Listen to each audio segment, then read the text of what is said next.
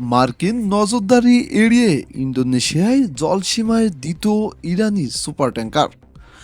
মার্কিন নৌবাহিনীর নজরদারি এড়িয়ে ইন্দোনেশিয়ার লম্বক প্রণালীতে প্রবেশ করেছে আরেকটি ইরানি সুপার ট্যাঙ্কার। জাহাজ চলাচল পর্যবেক্ষণকারী সংস্থা ট্যাঙ্কের ট্র্যাকার.com এ তথ্য জানিয়েছেন। সংস্থাটি জানায়, ডেরিয়া নামের একটি ডেলিভারি লার্জ ক্রুড ক্যারিয়ার বর্তমান ইন্দোনেশিয়ার লম্বক প্রণালী অতিক্রম করেছে এবং রিয়াউ দ্বীপপুঞ্জের দিকে অগ্রসর হচ্ছে। সোমবার আল জাজিরার প্রতিবেদনেও এ তথ্য জানানো হয়। এর আগে এপ্রিলের মাঝামাঝি সময়ে প্রায় 18,80,000 ব্যারেল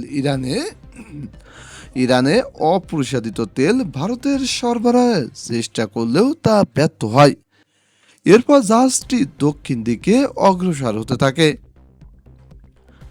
যখন একই এলাকায় থাকা অন্য ট্যাঙ্কারগুলো মার্কিন নৌবাহিনী ইরানে ফিরিয়ে দেয়, এর একদিকে আগে একই সংস্থা জানায় হিউজ নামের আরেকটি ইরানি সুপার ট্যাঙ্কার প্রায় 19 লাখ ব্যারেল তেল নিয়ে একই পথ দিয়ে রিয়াউ অঞ্চলের দিকে এগোছিল। ট্যাঙ্কার ট্রেকার.com আরও জানায়, এপ্রিল মাসে ইরান থেকে মোট 25টি তেলবাহী জাহাজ ছেড়ে যায়। এর মধ্যে 7টি জাহাজকে মার্কিন নৌবাহিনী ফেরত পাঠায় এবং 2টি জাহাজ জব্দ করা হয়।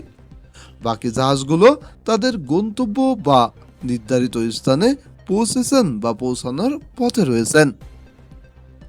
এদিকে সৌদি অবৈধ অধিবাসীদের বিরুদ্ধে বড় অভিযান। সৌদি আরবে অবৈধ অধিবাসীদের বিরুদ্ধে বড় ধরনের অভিযান হয়েছে।